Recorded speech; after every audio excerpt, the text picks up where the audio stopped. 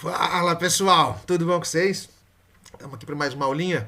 Orgulhosamente, a Biosel Genomics oferece para vocês hoje envoltórios celulares. Então a gente vai falar dos envoltórios celulares. Quais são eles? São as paredes celulares e as membranas celulares, né? Então a gente vai começar aqui falando da parede celular. Quais são as funções de uma parede celular? Né? Aquela que a gente encontra, que é muito comum a gente conversar a respeito disso com célula vegetal, né? A gente encontra nas células vegetais. Bom, função de resistência a impactos, né? Proteção da célula e sustentação, no caso de vegetais de corpos avolumados, né, muito grandes, né? Então a gente tem aí resistência, proteção e sustentação. A gente encontra a parede celular, né, é muito comum na parede celular nos vegetais, né, dos vegetais, onde eles são constituídos de celulose, lignina e pectina. Mas não só nos vegetais a gente encontra a parede celular. A gente também encontra a parede celular nas bactérias. Só que nelas é feito de uma outra substância. É feito de uma substância chamada peptídeo-glicano. Tá? E nos fungos a gente também encontra isso. A gente encontra a parede celular e neles ela é feita de quitina. Tá? Então vamos dar uma olhadinha na estrutura das paredes celulares. Olha lá. Aqui você tem uma célula vegetal e a ampliação dessa parede celular, né? A parede celular, dependendo do tipo de célula, ela é dividida em lamela média, parede celular primária, parede celular secundária, né? E finalmente vem a membrana plasmática, que não constitui a parede celular, tá? Mas está unida à parede celular, ligada a ela. Nesse exemplo que eu estou te dando aqui, só mostra a parede celular primária, mas no próximo slide a gente vai ver a secundária, pode ficar tranquilo. Então aqui ó, você tem a lamela média, que é uma substância química que fica entre as células vegetais, né? No próximo slide a gente vê direitinho. E aqui você tem a constituição básica, né?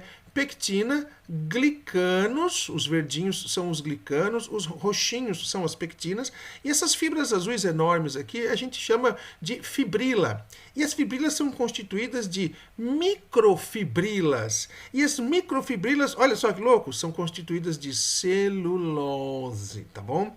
Então, basicamente, feita de celulose. Você pode olhar aqui na figura, tem celulose pra caramba. Mas não é só celulose, existem outras substâncias que constituem a parede celular. Vamos para o próximo slide para a gente ver um pouquinho mais da estrutura. Então aqui, ó, observando essa figurinha aqui embaixo, ó, a roxinha, você vê a parede celular primária, tá, em rosa escuro, a parede celular secundária em rosa claro e finalmente aqui, ó, a membrana plasmática em vinho. Dentro aqui você tem o citoplasma. Existe uma substância química que fica entre as... então você tem uma célula vegetal aqui e outra, né? Essa substância química que fica entre as células vegetais é chamada de lamela média. Você tem a lamela média aqui, ó, fica entre as células vegetais. A parede celular das células vegetais, ela não é contínua. Ela possui orifícios. Esses orifícios são chamados de plasmodesmos. Esses orifícios permitem a comunicação de uma célula vegetal com outra, né? Então você pode reparar aqui, ó, que você tem um plasmodesmo. Repara, ó, são pequenos tubos, ó, pequenos orifícios. Olha aqui, ó, são pequenos tubos que permitem a comunicação de uma célula vegetal, ó, com a outra, tá? Aqui você está vendo também os plasmodesmos aqui também, ó, tá? Então, a parede celular dos vegetais, ela não é fechada. Ela possui pequenos orifícios chamados plasmodesmos que permitem a comunicação de uma célula vegetal com a outra. Tudo bem? Vamos ao próximo slide, então, e a gente começa, então, a falar de membranas celulares. As membranas celulares constituem várias organelas, tá? Então a gente tem aparato golgiense, lisossomo, peroxissomo, retículos liso e rugoso, carioteca e a própria membrana plasmática. Cuidado para não fazer confusão. Membrana plasmática é um tipo de membrana celular. Você não pode falar que membrana celular é membrana plasmática, tá? As membranas celulares, dentro delas, dentro das membranas celulares, a gente encontra um tipo chamado membrana plasmática, tá bom? As membranas celulares são constituídas de unidades fundamentais chamadas fosfolipídios.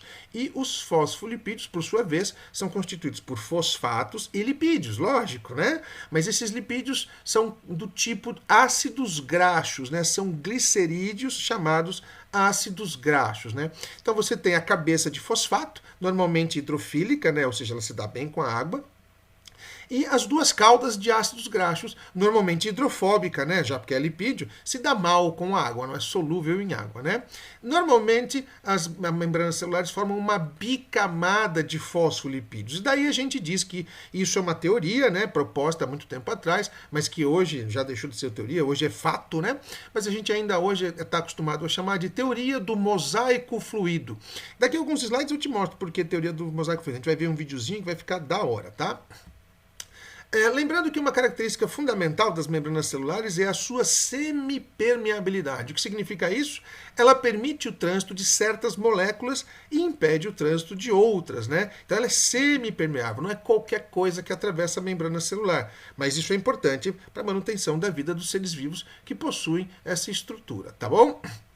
Bom, função, ela confere forma, ela dá forma para a célula, ela confere proteção e ela organiza o interior do citoplasma, né? Ela é como se fosse um saquinho e ficam todas as organelas dentro desse saquinho, né? Portanto, ela promove organização, tá?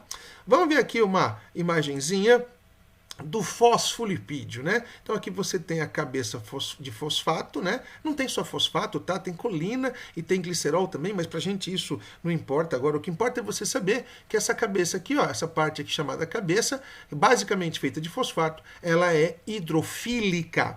E ao passo que essas duas caudas são de ácidos graxos, são hidrofóbicas. Então, esta é a unidade fundamental das membranas, é um fosfolipídio. Tá legal?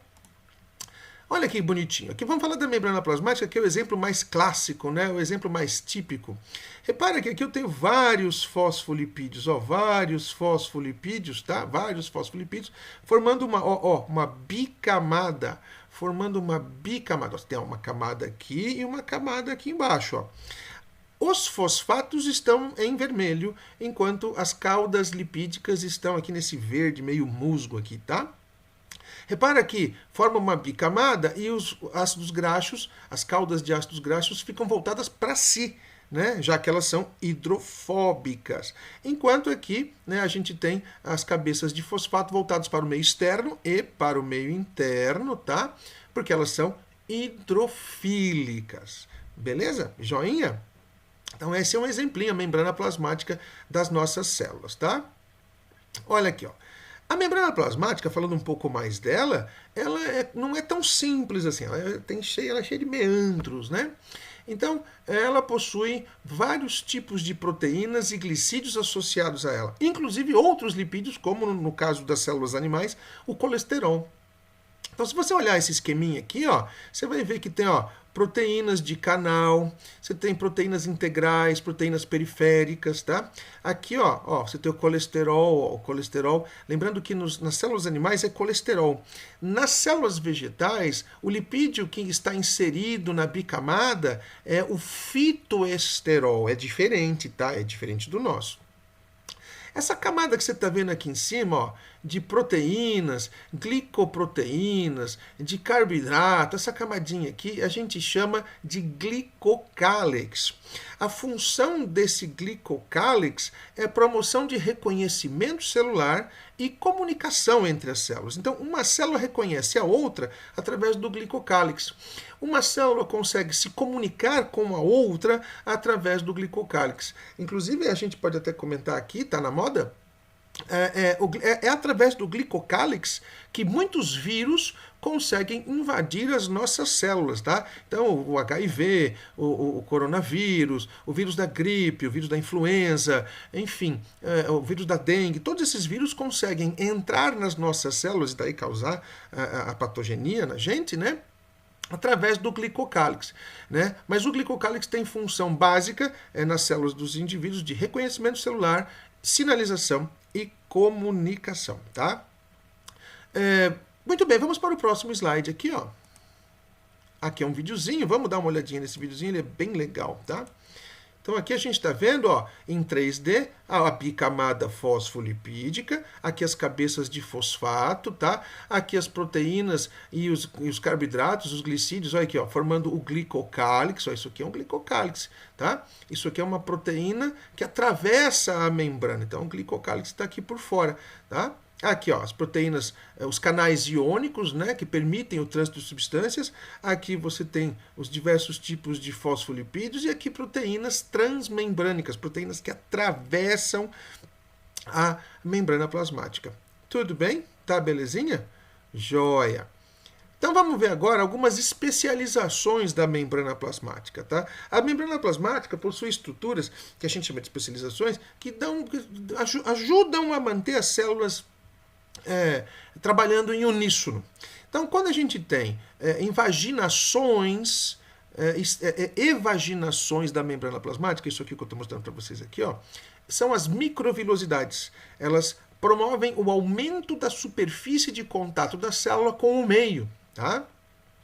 Às vezes as células precisam ficar muito juntinhas umas das outras e tem que ficar juntinha de forma firme. E para isso existem o que a gente chama de junção compacta. A gente encontra muito desse tipo de junção aqui, ó, nas células epiteliais, né? Você quando passa a mão na célula do seu epitélio, o seu epitélio não sai da sua mão, não descola, né? Um dos motivos é a junção compacta que permite que as células fiquem bem juntinhas. Tá? Uma outra situação que traz a mesma função são as junções aderentes, né? São feixes de proteínas, principalmente da actina, tá? Que promove a justaposição de uma célula com a outra, elas permanecem juntinhas, tá? Assim como também os desmossomos, né? Os desmossomos promovem o mesmo tipo de situação que a junção aderente. Às vezes, as células precisam se comunicar. Lembrando que nós estamos falando aqui de célula animal, tá? Na célula vegetal, a comunicação através da parede celular se dá pelos plasmodesmos, né? Na célula animal, a comunicação se dá entre uma célula e outra através do que a gente chama de junção tipo fenda, tá? Essa junção tipo fenda, repara que tem uns buraquinhos aqui, ó, que permite o trânsito de substâncias entre uma célula e a outra. Cuidado, aqui não é parede celular, aqui é membrana plasmática, hein? Fique esperto. Às vezes as células precisam ficar ancoradas em substratos, né? Ela tem que ficar presa num determinado substrato. E para isso existem as junções que a gente chama de hemidesmossomos. Esses hemidesmossomos juntam, grudam a célula em um substrato. Nesse caso aqui o substrato a gente chama de lâmina basal, tá bom? Muito bem, vamos para mais uma especializaçãozinha aqui. Ó, essa aqui a gente vê, ó, os desmossomos estão aqui, né? Mas aqui existe uma outra especialização da membrana plasmática que a gente chama de interdigitação. Para que você acha que serve isso? Para aumentar a área de contato entre duas células adjacentes. Isso permite com que elas realizem maior troca de substância, isso permite que elas consigam realizar troca de solvente, de soluto com maior intensidade, já que a área de contato entre elas é muito maior. Tudo bem, queridos? Muito bem. Espero que vocês tenham gostado. Fiquem com Deus, tudo de bom para vocês. Ó, um beijo. Falou, até a próxima aula, meus queridos. Ó o robozinho ali passando. Ó. Tchau, beijo.